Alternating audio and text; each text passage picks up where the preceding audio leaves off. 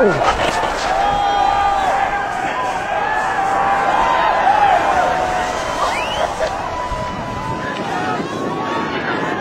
was an avalanche.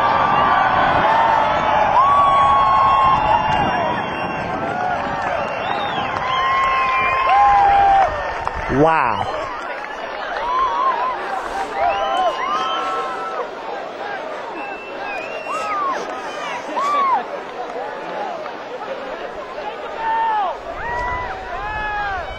And that guy rode it.